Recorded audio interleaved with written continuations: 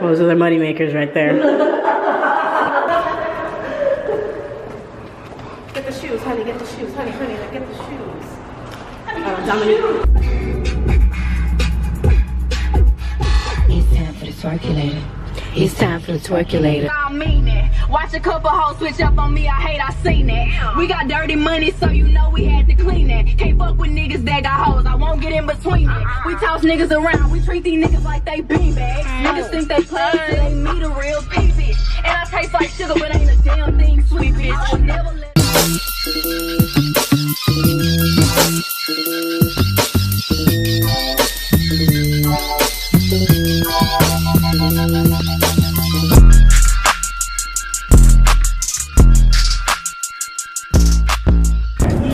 Alright, y'all boys, we are on our way to Schnebly's. Schnebbles.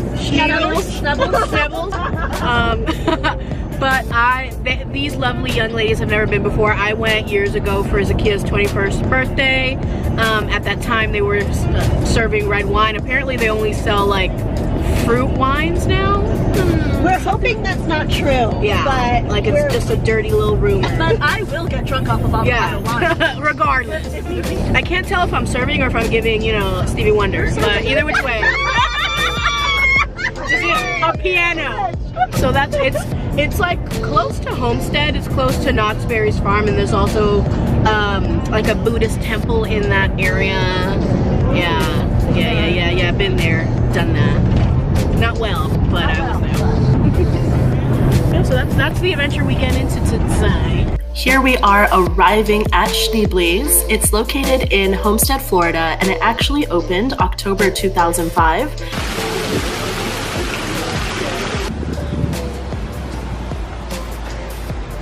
Wow. That's what we're doing. Currently, their indoor wine tasting space is closed, so they've turned these tiki huts into a really large outdoor tasting space. There's a ton of seating room, and you can also, you know, be a little bit more private if you'd like to as well. It's a huge property with a ton of foliage, with waterfalls, and lots of outdoor seating.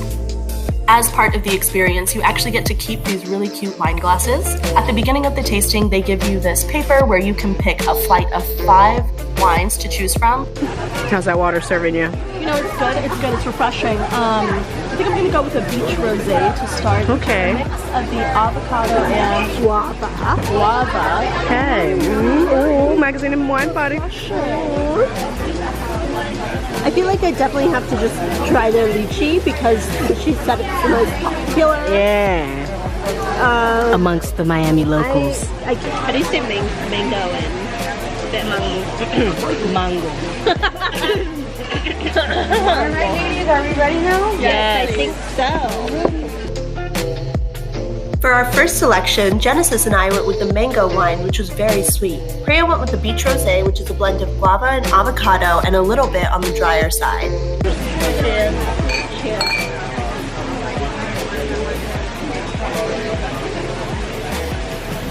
It smells more like dried mango than fresh mango.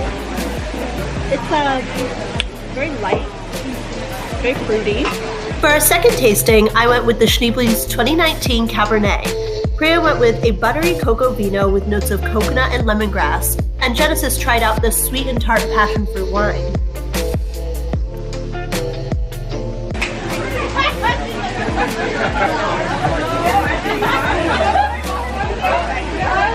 It tastes like passion fruit. It just kind of, first of all, it needs to be a little bit cooler. They really like their wines with room temp here. Alright, so now you have my passion fruit. You got the Cabernet. That is pungent. Okay. I have, what is this, your cocoa melon? What is this? Cocoa vino? Cocoa vino. Oh wow. Yeah, it smells like a drunk passion fruit. It smells like a passion fruit without its passion. That is sour. Yeah. Okay, the coconut one is fun. It's kind of fun, but it's not, it's not, you know, I wouldn't consider it wine. All right, I'm on to the cab. But these fruit ones smell. The fruit ones smell like, I want to be shocked.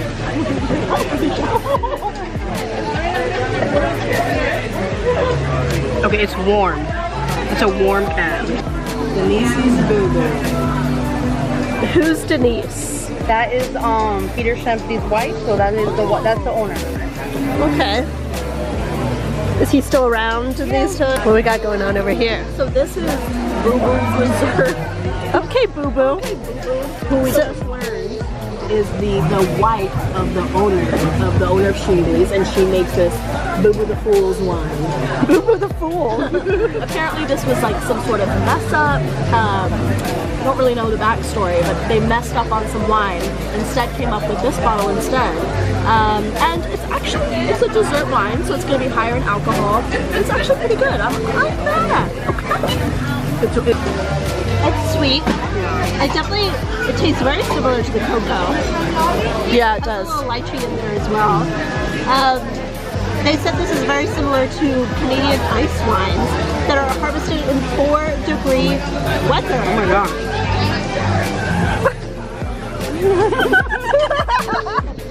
So ice wine, I don't know if we've talked about it on GVD. Ice wine is actually a German wine that is produced in German wine that is produced in the coldest of temperatures, and the grapes actually freeze on the vines, becoming super sweet, and they usually turn it into a sweeter white wine, or it ends up being a dessert wine altogether. So we'll dive into ice wines one of these days, but this is pretty good. I ain't mad at it. Oh.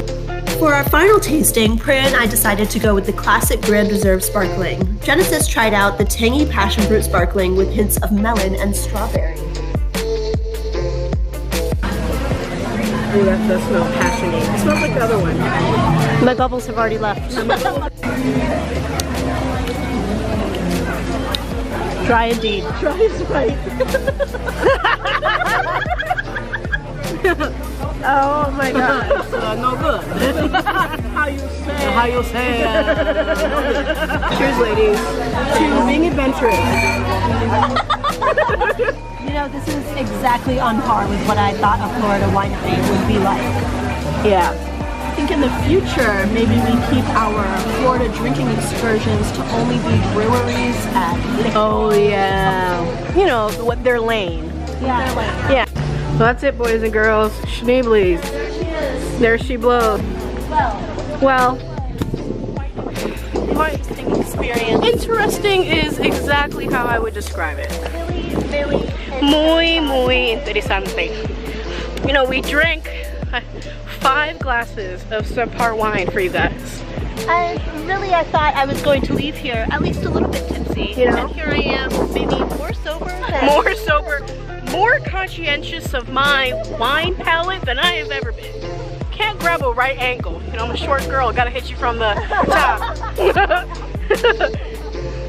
But yeah, I think now we're gonna go back towards Miami because we're a little homesteady right now. I'm gonna go to Mamé restaurant. National Mamé. Y ahí se terminó la noche. I think that's, maybe we'll, you know, if we're feeling a little risky for chocolate biscuit, we'll film a little something at the restaurant. Ooh. The experience and 8.